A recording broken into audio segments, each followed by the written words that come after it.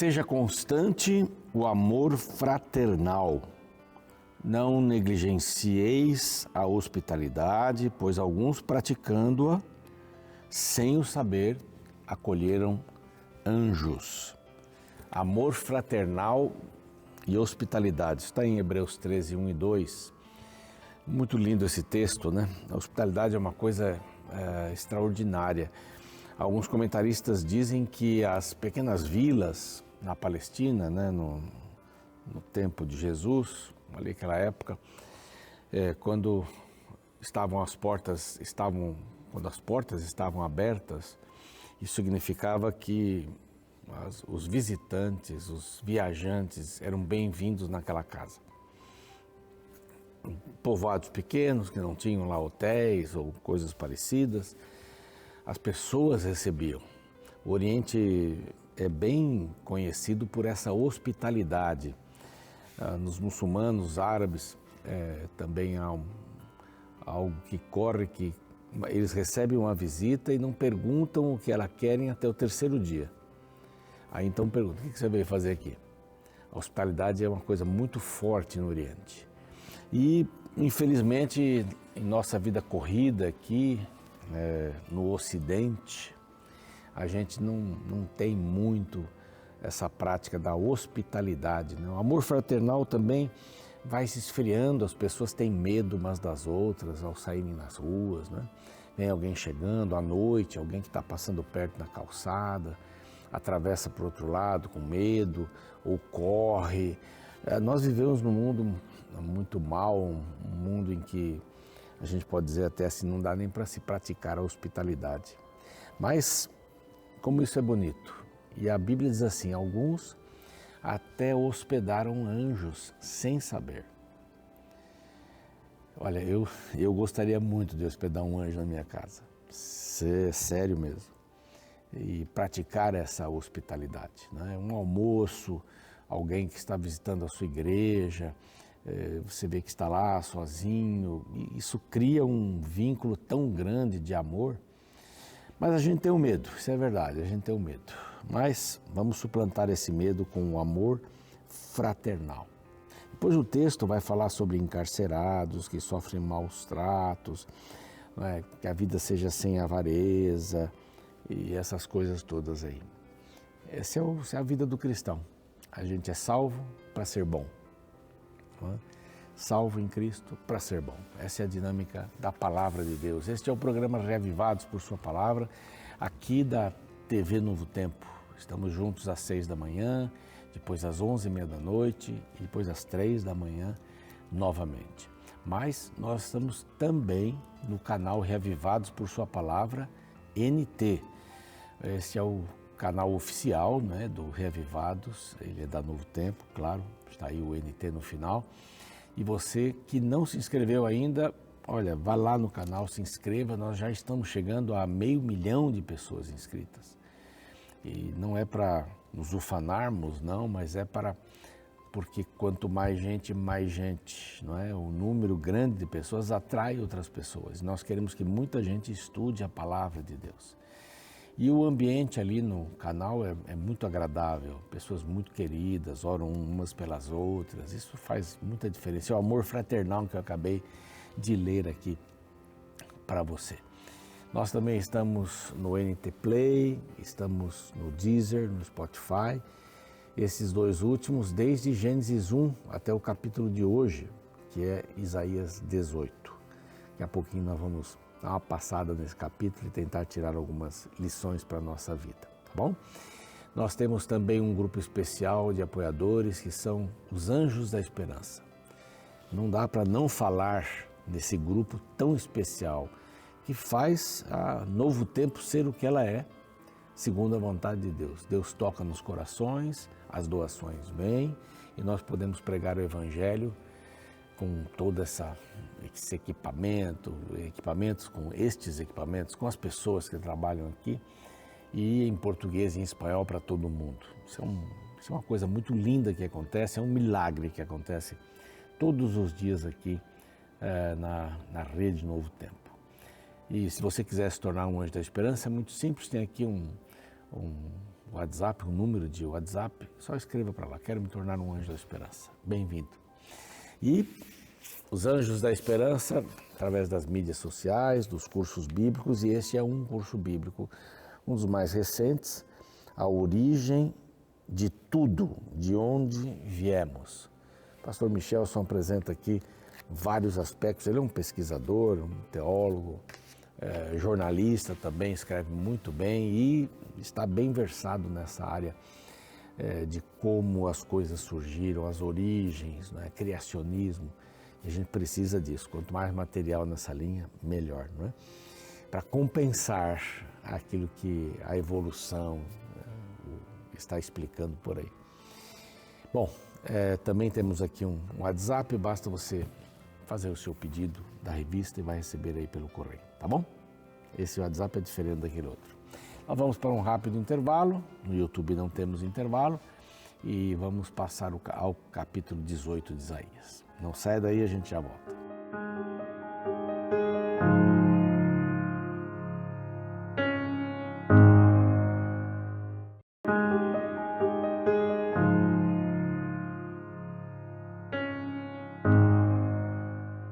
Muito bem, já estamos de volta aqui com você.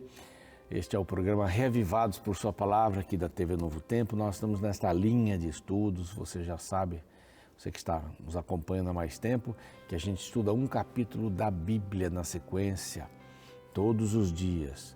Mesmo que o capítulo que a gente vai estudar esteja ligado ao capítulo anterior ou uma parte e tal, a gente faz o melhor aqui, porque há capítulos que estão muito grudados. Por exemplo, o 18, 19 e o 20 praticamente falam da mesma coisa.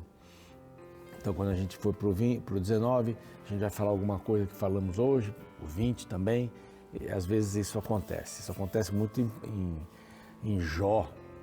Jó tem blocões grandes, né? E a gente divide em capítulos. A Bíblia não foi dividida em capítulos originalmente, mas estão aí para facilitar a procura, capítulos e versículos, né? Então, por isso que eles estão aí. E às vezes algum título em cima foi colocado também para a gente ter uma ideia. Esses títulos aqui de Isaías conferem muito bem, né? Estão falando sobre profecias contra tal povo, profecia tal. Então, essa é a linha, né? Bom, diferente do capítulo 17, que começa com a palavra sentença, foi julgado e aqui está a sentença. O capítulo 18 começa com ai da terra. É muito comum essa expressão ai, né? Há capítulos aí que nós já vimos lá atrás que tem uma porção de ais, aí isso, aí aquilo outro, né? O Novo Testamento também tem isso, tem as bem-aventuranças e tem os ais. É uma expressão oriental, né? E aqui a gente também usa, né? Ai de você se fizer alguma coisa errada, né? Os pais às vezes falam para os filhos, né? Alguma coisa vai acontecer. Enquanto aqui o capítulo 17 fala sentença, foi julgado, já tá tudo certo. Aqui esse ai, que acontece também no verso 12 aqui do 17, é uma dor que vai ser sentida diante de alguma coisa que foi feita ou que será feita. Então, ai da terra onde há o roçar de muitas asas de insetos, que está além dos rios da Etiópia. Eu li um comentário que até dizia assim, será que está falando aqui de soldados voadores, de força aérea, né? Naquele tempo, algum tipo de ave grande, onde eles se assentavam e eles voavam para a guerra? Isso é uma coisa de ficção, né? Não é uma realidade que a gente viu ou vê na história do mundo, né? Mais uma coisa de ficção. Mas aqui se refere a este povo de Cuxi, os cuxitas. Se você se lembra na história de Davi, quando Absalão morreu, quando Joabe pediu a um dos seus soldados, a um dos seus servos ali, que era um cuxita, não é? Geralmente eles são conhecidos como altos, fortes e pele morena, ou a pele preta, né? Acho que é preta que se fala hoje, né? Negro não pode falar, fala preto. Então, uma pele preta aqui. Então, essa é a linha ali naquela região que compreende o Egito, o Nilo, tal, norte ali da África e sul da Palestina, né, da Ásia Menor. Essa era a região sul da Palestina. Quando a Bíblia se refere ao poder do norte e tal, está falando lá de Assíria, né, que vem e vinha com tudo, como nós vimos aqui nos dias anteriores. Mas aqui se refere ao povo cuxita. Esse povo, diz aqui, além dos rios da Etiópia, era um povo que vivia entre os braços do Nilo. Né? Se o Nilo enchia, as enchentes do Nilo, eles também eram beneficiados e a agricultura era bem farta, né? Porque levavam esses detritos todos e fertilizava a terra. Ali a região em volta do Nilo era muito, né? Ainda hoje bastante produtiva. Mas aqui fala de um povo que bate asas, como insetos, havia muitos gafanhotos ali, havia muitas tempestades desses insetos ali nas lavouras, naquela região, então também são mencionados assim. São mencionados assim porque eles eram rápidos. E aqui, que envia embaixadores, então, esse povo, né, que vive nessa região, são os etíopes, esse povo que já dominou o Egito, né, por vários anos, por várias dinastias. Esse povo envia embaixadores por mar, diz o verso 2, em navios de papiro sobre as águas, dizendo: ide, mensageiros velozes, a uma nação de homens altos e de pele brunida, e é um povo terrível, de perto e de longe, é uma nação poderosa e esmagadora, cuja terra os rios dividem. Então, vão por aí seus embaixadores, saiam para fazer alianças, porque a Síria vem aí. A Síria tinha acabado de derrotar Israel, foi uma devastação, já vinha da derrota da Síria, capital Damasco, então estava indo para o Egito.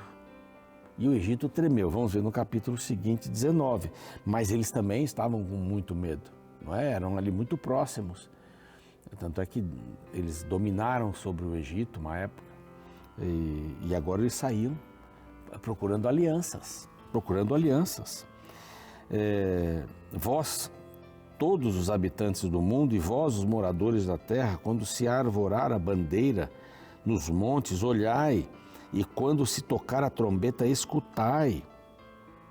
Porque assim diz o Senhor: olhando da minha morada, estarei calmo, como o ardor quieto do sol resplandecente, como a nuvem do orvalho no calor da sega. Aqui ele cita duas situações, né?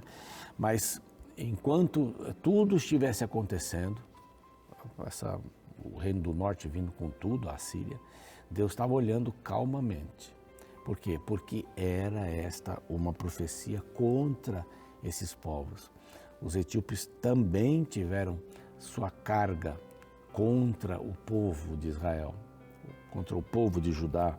Então eles também teriam uma profecia em relação à destruição.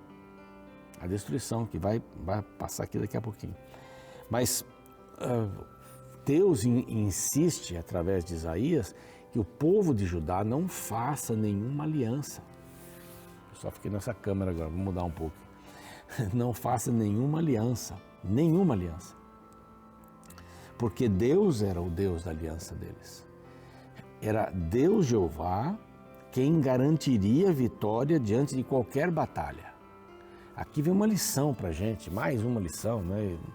Parece que é meio repetitiva, mas pode ser que você esteja vendo pela primeira vez um capítulo aqui, então vamos repetir isso. Mais uma lição. A gente não deve fazer nenhuma aliança com o mal. A gente não deve buscar, através de meios assim, de subterfúgios, ganhar mais dinheiro num produto, colocando menos óleo no litro, não é?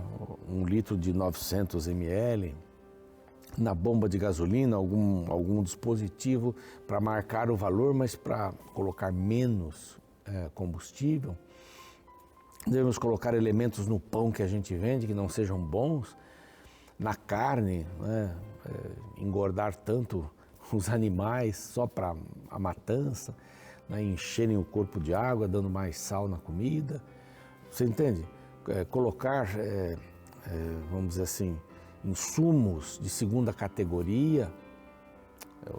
Você que trabalha com odontologia, medicina, enfermagem, o direito.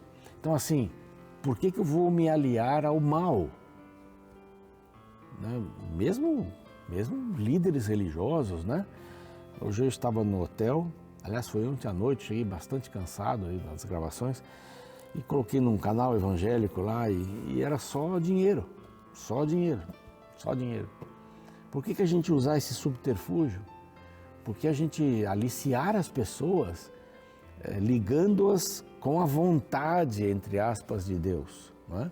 Então os testemunhos são passados assim, eu queria ter uma casa, e aí eu fiz aquele pacto não sei do que, e o carnê não sei do que lá, e comprei não sei o que, e fiquei e tal, e a segunda casa, e a casa veio do jeito que eu queria, né? O carro, mas será que é isso que é evangelho? É prova de que Deus está dirigindo? A prosperidade é prova de que Deus está com você? Coitado do Jó, não, mas Jó teve o dobro. Então a gente olha só para isso. A gente olha só para os resultados da fé. Então não faça alianças com o mal. Isso é fazer aliança com o mal. Porque religião não é isso. Religião é uma ligação com Deus. Religião é o viver na alegria e na tristeza, na juventude e na velhice, na pobreza e na riqueza, na saúde e na doença. É como o voto matrimonial. Mas aqui, então, Israel é mais uma vez admoestado, não se alie, não vá fazer, mande esse povo de volta. Não faça isso. Aí vai falar, antes da vindima, o verso 5, caída já a flor, e quando as uvas amadurecem, então poderá os sarmentos, né, com a foice, cortará os ramos que se estendem, serão deixados junto das aves, os montes.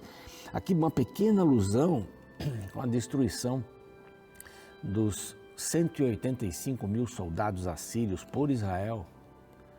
Então aqui enaltece, vocês vão ficar ligados com esse povo, imagina. Eu resolvi a questão dos assírios e o povo de Judá foi temido por causa disso. Como 185 mil morrem sem nenhum soldado levantar a sua espada. Isso é impressionante, né? São deixados junto às aves dos montes e os animais da terra, sobre eles veranearão. Vão passar o verão, né? As aves de rapina e todos os animais da terra passarão o inverno sobre eles. Então, verão e inverno, olha, aqui dá pelo menos 6 meses, né? A distância um do outro.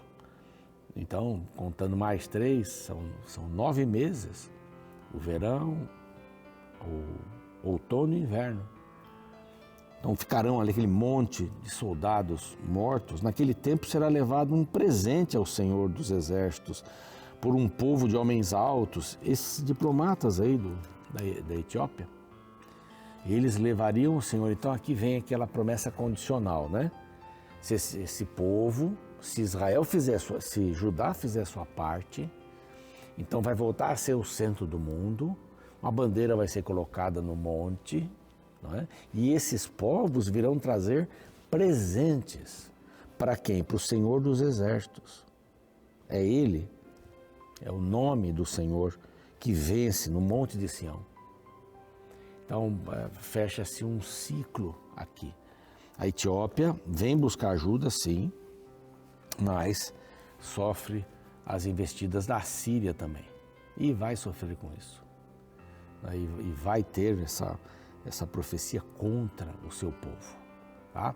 Etiópia e Egito estão muito ligados. Os próximos 2 capítulos vão falar um sobre o Egito, depois o capítulo 20, que é bem curtinho, a gente vai ter que voltar um pouco o contexto aqui desses outros 2, 18 e 19, vai falar sobre os dois povos.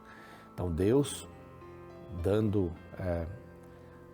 ou devolvendo as consequências das ações desses povos que fugiram de servi-lo, de amá-lo. E agora nós vamos ver o Egito de uma maneira mais pontual aqui no próximo capítulo, tá bem? Então vamos orar, vamos pedir para Deus que a gente não faça aliança com nenhum poder do mal, né? Não se ligue de maneira nenhuma. Nós vimos aí no começo o versinho de Hebreus 13, 1 e 2, né? Amor fraternal, né? Amor fraternal, a hospitalidade, bondade no coração, sabe? Fazer aliança com Deus, ponto. Vamos orar? Senhor Deus, nós te agradecemos pela oportunidade de estudarmos este capítulo e tirarmos algumas lições. Talvez a lição maior é esta de não realizarmos, não fazermos, não selarmos aliança com o poder do mal. Mesmo disfarçado, o mal se disfarça. O mal se disfarça em anjo de luz e vai nos enganar em outros aspectos da vida também, mas que mantenhamos o nosso foco bastante firme, a nossa direção bem estabelecida para andarmos nos caminhos do Senhor. Em nome de Jesus. Amém. Bom, o programa segue, a gente fica por aqui e amanhã o capítulo 19 de Isaías. Até lá.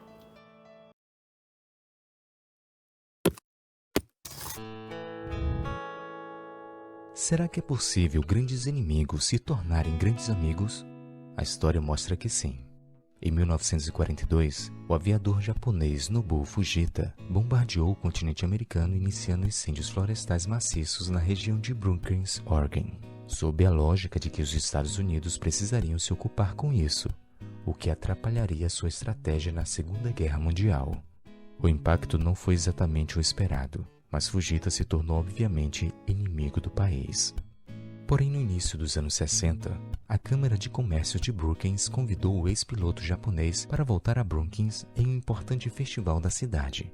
Buscando promover a boa vontade entre o Japão e os Estados Unidos, Fujita doou a espada samurai de 400 anos de sua família para a cidade como um ato de rendição final. De acordo com a filha de Fujita, o ex-piloto estava tão envergonhado do que tinha feito que estava preparado para usar a mesma espada para cometer suicídio se a cidade o recebesse mal. Isso não foi necessário, porque o povo de Brookings recebeu o japonês com entusiasmo. As visitas de Fujita a Brookings se tornaram uma tradição amada, e quando a cidade soube que ele tinha ficado doente em 1997, fez dele um cidadão honorário. A seu pedido, algumas de suas cinzas foram enterradas na mesma floresta que ele uma vez atacou. Sim, inimigos podem se tornar amigos. E a Bíblia contém vários exemplos semelhantes também. Por exemplo, no capítulo 18 do livro de Isaías, encontramos uma profecia dirigida ao Egito. O contexto descreve a chegada de embaixadores egípcios a Jerusalém na possível tentativa de firmar uma aliança com Judá. Mas se você se recorda do passado do povo de Israel, lembrará que justamente no Egito, os israelitas viveram centenas de anos como escravos. Assim, o que notamos no texto de hoje é que justamente o povo que os escravizou, se aproximando com um espírito de amizade. Aproveitando-se então deste cenário através de Isaías, Deus descreve um futuro no qual egípcios e israelitas estariam juntos adorando o Criador de tudo. Veja. Naquele tempo, será levado um presente ao Senhor dos Exércitos por um povo de homens altos e de pele brunida, povo terrível de perto e de longe, por uma nação poderosa e esmagadora, cuja terra os rios dividem, ao lugar do nome do Senhor dos Exércitos, ao Monte Sião. O tempo ao qual Isaías se refere é a restauração da terra ao plano original e a instauração do governo eterno de Deus. E o que a Bíblia deixa bem claro é que no reino de Deus encontraremos a reconciliação entre muitas pessoas e nações que na terra eram inimigas, mas que no céu serão irmãos. Sim, o reino de Deus será, acima de tudo, um lugar de reencontros e reconciliações, um lugar de amizades eternas.